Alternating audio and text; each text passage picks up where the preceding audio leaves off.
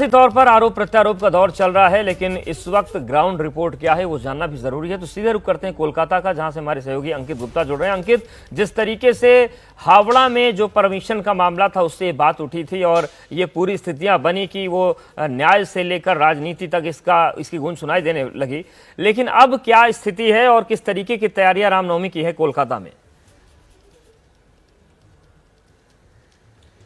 अवधेश, कल रामनवमी का जो महापर्व है वो देश भर में मनाया जाएगा, लेकिन हावड़ा और खासतौर पर हावड़ा की बात करता हूं जो पश्चिम बंगाल में, तो यहां पर थोड़ा सा ज्यादा संवेदनशील है, क्योंकि पिछले कुछ सालों का जो इतिहास रहा है वो जो है बहुत अच्छा संकेत नहीं देता है और इसी वजह से मामला हाईकोर्ट तक पहुंचा और हाईकोर्ट ने अनुमति दी है। हालांकि प्रशासन कह रहा था अनुमति नहीं देनी चाहिए, लेकिन क्या तैयारियां, देखिए मैं इस वक्त मौजूद हूं अंजनी पुत्र सेना, जिसका जो है ये पूरा जो है शोभा यात्रा जो जिनको निकालनी है और रामनवमी के मौके पर पिछले कई सालों से लोग निकालते रहे हैं। और इस बार भी जब हाईकोर्ट पहुंचे तो अंजनी पुत्र सेना के लोग पहुंचे थे और यहां पर इस वक्त जो है झंडे लगाने की तैयारी की जा रही है। और अंजनी पुत्र सेना के जो पदाधिकारी हैं, सचिव सुरेंद्र वर्मा हमारे साथ में हैं। सुरेंद्र, क्या कहा जाए, क्योंकि पिछले कुछ सालों का इतिहास है, पुलिस और प्रशासन से आप लोगों की झड़प होती रहती है, नोकझोंक होती रहती है, इस बार सब शांतिपूर्ण रहेगा ना? देखिए, नोकझोंक तो पश्चिम बंगाल में होती रहती है, क्योंकि जब भी श्री राम का नाम लिया जाता है किसी ना किसी वजह से पश्चिम बंगाल पूरे चर्चा में रहती है। यहाँ पे हमारी शोभा यात्रा विगत कई दशकों से होती आ रही है, लेकिन एक सिर्फ 2023 में हमारी शोभा यात्रा के साथ एक छोटा सा इंसिडेंट हुआ था। पत्थरबाजी चल गई थी कुछ शरारती तत्वों के द्वारा, ये मामला NIA तक चला गया था। सिर्फ एक साल, लेकिन विगत पिछले 10 वर्षों का इतिहास देखेंगे तो कहीं पे भी किसी तरह की असुविधा नहीं हुई थी।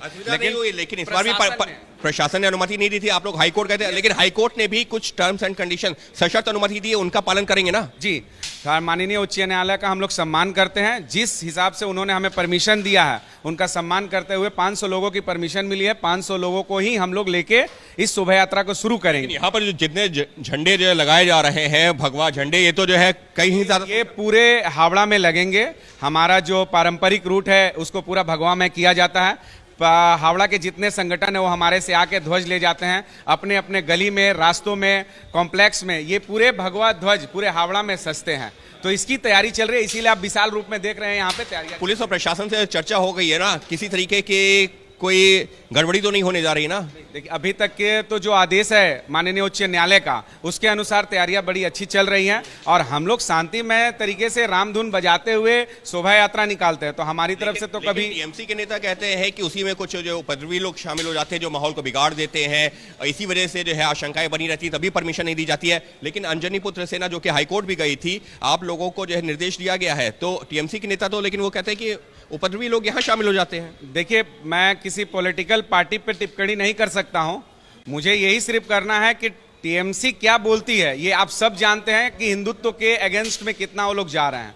मुझे किसी पॉलिटिकल पार्टी का समर्थन नहीं लेना है, लेकिन आप एक धर्म की बात आती है, जब सर्व धर्म सम्मान की बात माननीय मुख्यमंत्री जी के द्वारा होता है, तो प्रशासनिक अधिकारियों को भी चाहिए कि हर एक धर्म का सम्मान पूरे सौहार्द के साथ करना चाहिए और उनका स्वागत करना चाहिए हम लोग। लेकिन आपसे ये भी जानना चाहूंगा कि यहाँ पर दुर्गा पूजा ऐसा जो है त्योहार होता है जो अच्छे से मनाया जाता है, कहीं कोई घटना नहीं होती है, लेकिन रामनवमी के मौके पर ही, इससे पहले आपने 2023 की घटना का भी जिक्र किया, हमने देखा था कि किस तरह के जो है उस दौरान दृश्य सामने आए थे, तो आखिर रामनवमी पे ही क्यों हो जाता? नहीं, ऐसा आप बोल नहीं सकते हैं। आप देखेंगे पिछले 2-3 सालों का इतिहास देखें कि दुर्गा पूजा के समय में भी बहुत सारे प्रॉब्लम आ रहे हैं। बिल्कुल अंकित, तो यानी कि जो समस्याएं आ रही हैं, अंजनी पुत्र सेना का कहना है कि हम तो नियम से चलते हैं, बाकी कानून व्यवस्था की जिम्मेदारी सरकार और पुलिस संभाले। लेकिन एक बार आपके जरिए तैयारी देखना चाहेंगे कि कल का जो जुलूस निकलने वाला, शोभा यात्रा निकलने वाली है, उसकी तैयारियां क्या है, क्या भव्यता होगी और किस तरीके से ये पूरा कार्यक्रम होगा?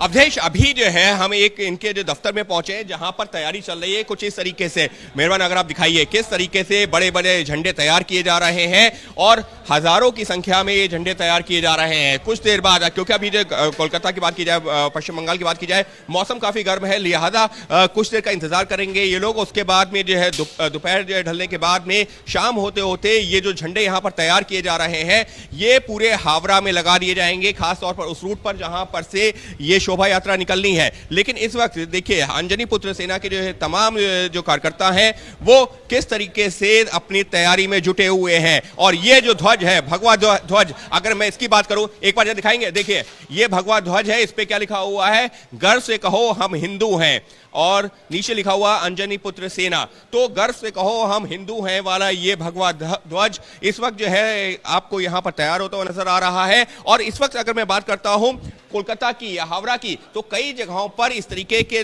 भगवा ध्वज पूरी सड़कों पर लगे हुए नजर आ रहे हैं, लेकिन कल को लेकर के तैयारी बड़ी करनी है, बड़ी जो तरीके से धूमधाम के साथ शोभा यात्रा निकालनी है। इस वजह से आप यहां पर देख सकते हैं कि किस तरह की तैयारी चल रही है, दिख रही है और कुछ देर बाद लगातार वो झंडे तैयार हो रहे हैं, लोगों के बीच बांटे जाएंगे और शोभा यात्रा निकलेगी। बहुत शुक्रिया तस्वीरें दिखाने के लिए, बातचीत